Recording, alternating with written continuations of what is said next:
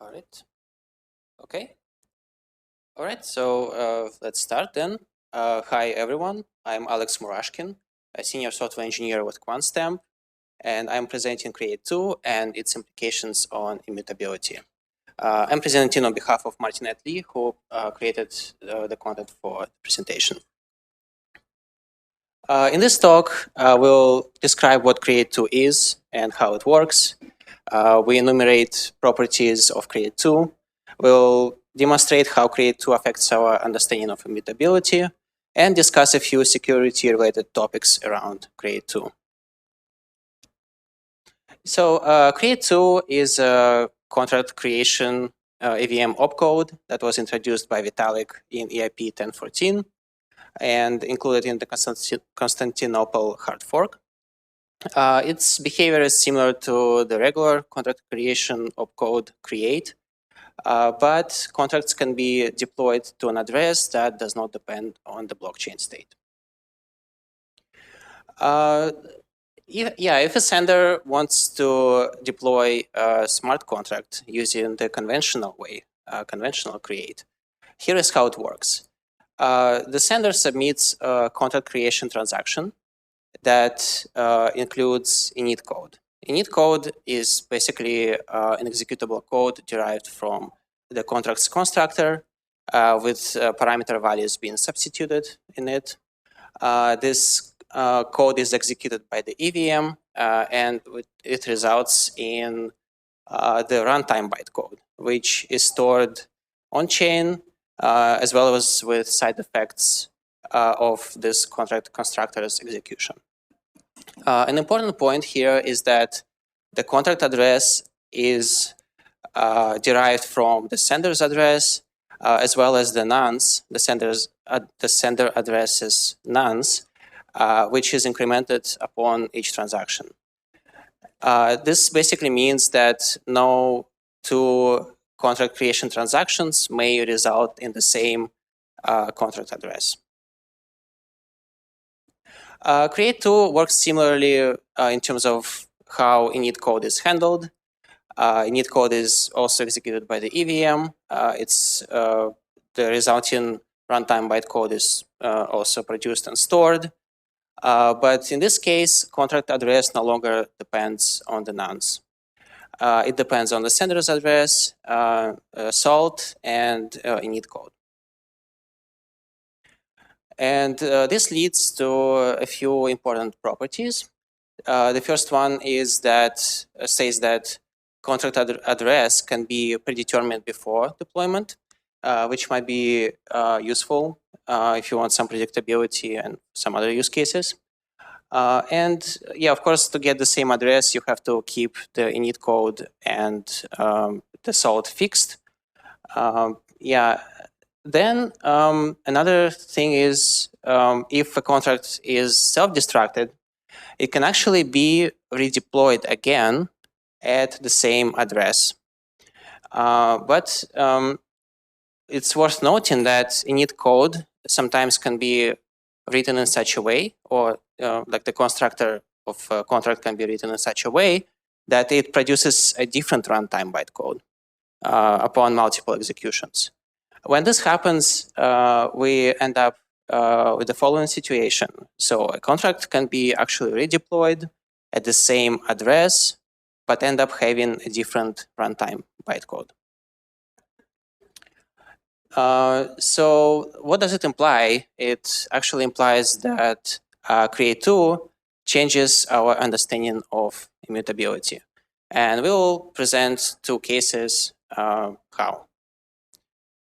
So imagine the first scenario when you want to interact with a contract, you check its source on Etherscan, everything looks fine, the contract looks safe, then the contract gets self-destructed and an unsafe version of this contract gets redeployed at the same address. And contract code no longer appears to be safe. And if we look at this to example, the deploy me contract, it was verified on Etherscan. Yeah, it says exact match, everything is fine. Then note that this contract has the destroy method at the very end. It basically calls self-destruct operation on the contract, which means that somebody can destroy them, can destroy the contract. You can assume that it's access protected. It's not really relevant for this use case. Yeah, the point is that this contract can be self-destructed. Then, yeah, you keep interacting with the contract. Then you reload the page at some point, and you see a different picture. EthCC tells you that the contract has been reinitialized using this reinit label at the top. And it also explicitly says that the contract self-destructed, but was later reinitialized with a different bytecode. And how did the contract's heart got changed here? Yeah, imagine we have an evil factory that does the deployment. Initially, it uses, initially it deploys the innocent version of the contract. Of course, init code here has to be the same in both cases. We just assume that init code is somehow implicitly parameterized so that multiple executions can actually lead to production of different bytecodes. Yeah, initially, deployment of innocent contract has succeeded. Someone at the user layer checks the source code. Everything is fine, then starts interacting with it, deposit maybe some tokens, DAI tokens. And the evil factory then destroys the contract using this method that we just saw, or a similar one.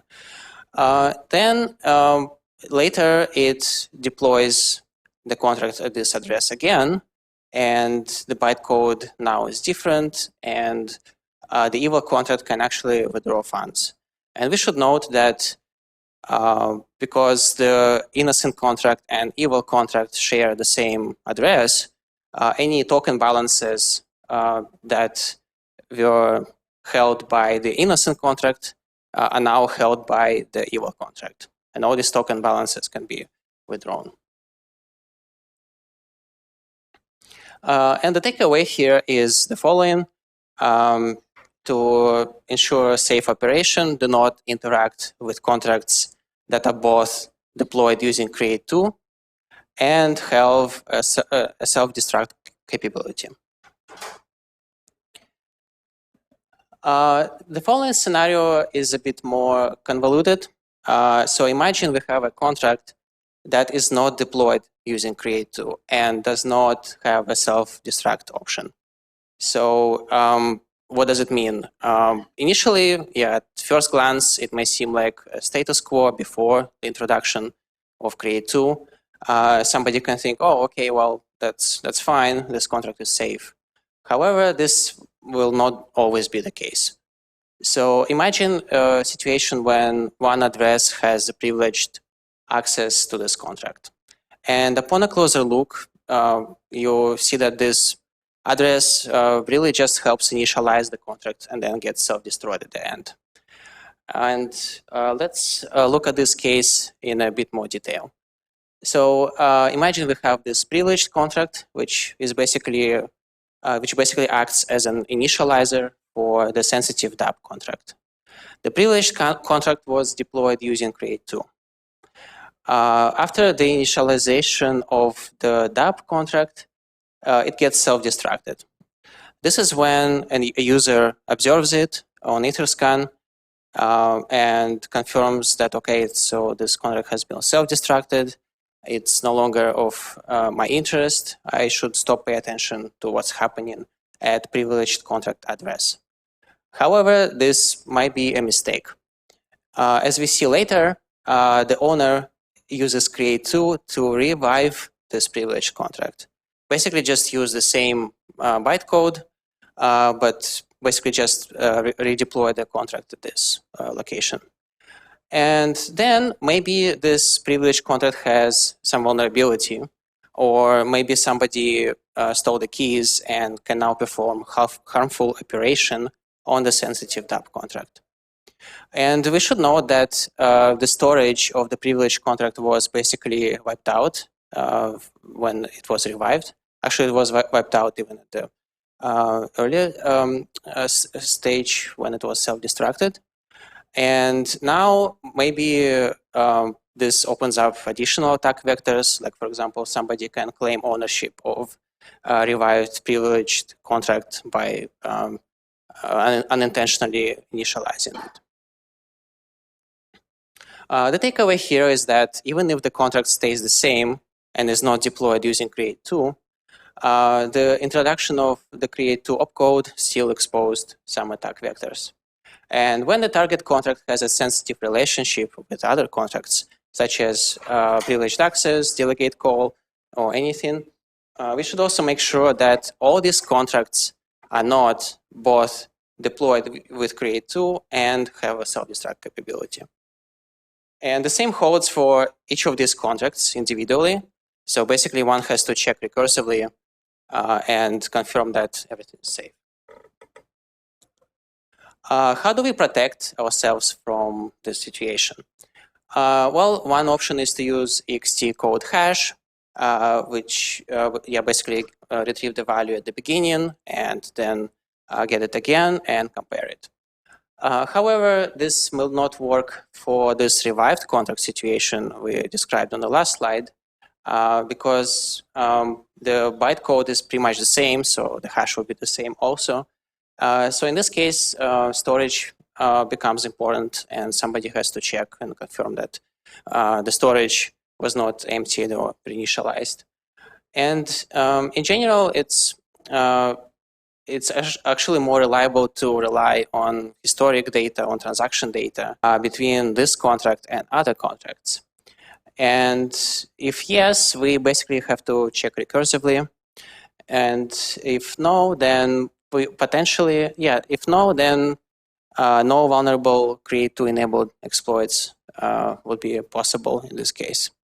But the the case is generally very interesting because basically an attack could be basically a layer of 30 contracts, and each of them may have sensitive relationships with each other. And one of them may get redeployed at the end. And of course, users should be warned in the UI when they are interacting with CREATE2 deployed contracts. So one option is consider storing ext code hash locally in the DApp, or maybe that's how Etherscan does it, and then warn users if it was changed. And of course, consider monitoring the historic data and detect such redeployments. But all of the above is still only the preliminary check because you pretty much have to use recursion to determine the entire relationship tree and check all the contracts. One important aspect is that introduction of CREATE2 actually changed our perception of immutability. Initially, when we heard about Ethereum, it was restated widely that there is no code immutability. Everything that gets deployed on chain is fixed, cannot be changed. And later, people found workarounds and started deploying upgradable smart contracts. In this case, technically, the bytecode at a given point stays the same, but you get to replace the implementation contract, and in a way, you achieve some mutability on chain. But CREATE2 takes it one step further when you actually can have a different bytecode now at the same address. In summary, we presented CREATE2 and its properties. We described some attack vectors and suggested defense mechanisms against them. Demonstrated how our understanding of smart contract immutability has evolved over time. And I highly recommend checking out the author's Medium page and GitHub examples for CREATE2. So it's Martinet Lee. It's the same name for Medium and GitHub examples. And there is the repo called CREATE2 snippets, which will be useful. Yeah, and just some thoughts on why we talk about CREATE2 now. Of course, all these, yeah, there were lots of discussions last year when it was first introduced, and there were valuable articles by Zero Age, Jason Carver, and Rick Moore. And we basically, yeah, there was some information there already. But as an auditing firm, we basically found out that now developers are starting to pick it up. And we actually saw some projects that use CREATE2 now. And that's why we thought that it's another important basically moment in time to try to show and demonstrate which risks CREATE2 may cause. And, yeah, and you can check out some references as well. Yeah, and yeah, thanks a lot for joining us. This presentation was a collaborative effort by Martin Lee, Jay Harrell, and myself. Yeah, thanks a lot. Thank you. We have some question in the room.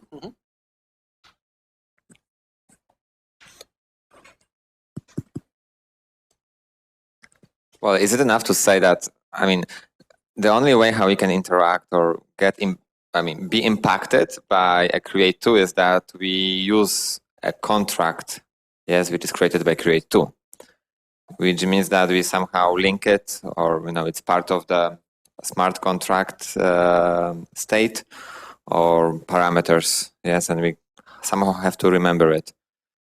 In any way, yes, like if it's a parameter, yes, and if there is an ability to change it, to change the address on the store, yes, it's basically the same vector attack, correct?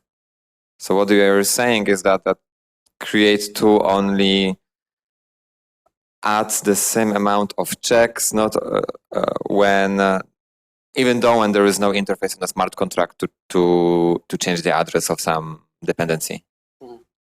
Yeah, I mean, certainly some of these attack vectors may have existed in some form, except that here it's more like a perception, right? So you know that the contract can be redeployed with a different bytecode now, and nobody has to kind of change the implementation or upgrade the smart contract, right? So in this case, this attack is done in a slightly different way.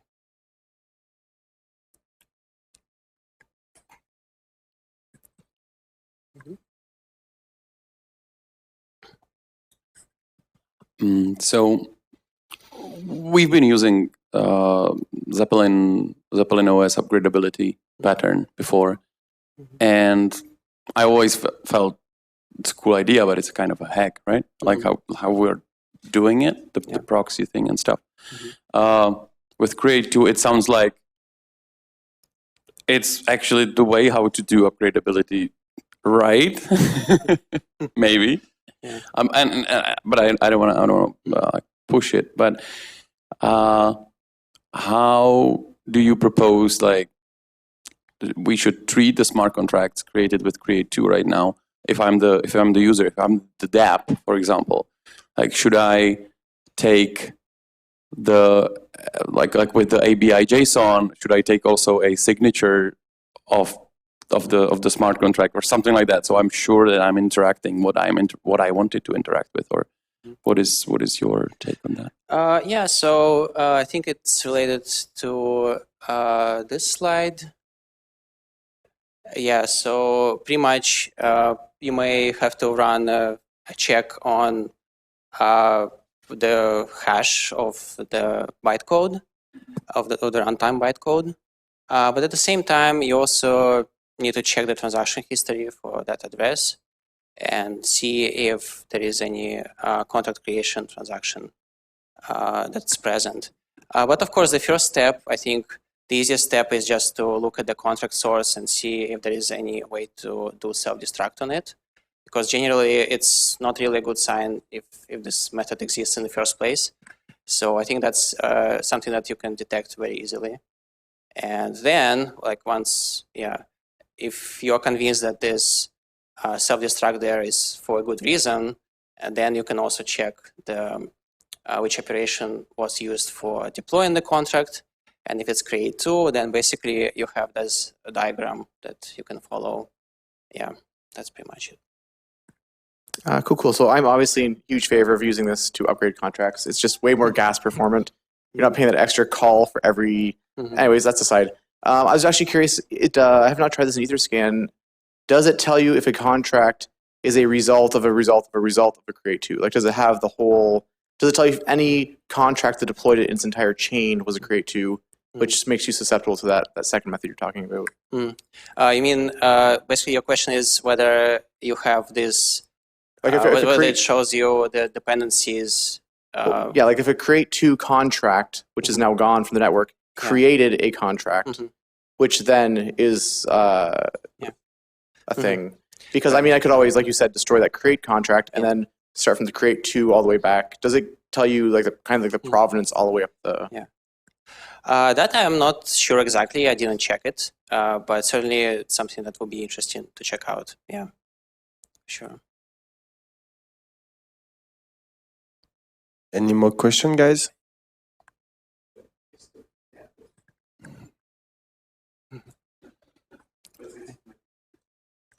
All right, thanks. Thanks a lot Thank again. you. Thank you.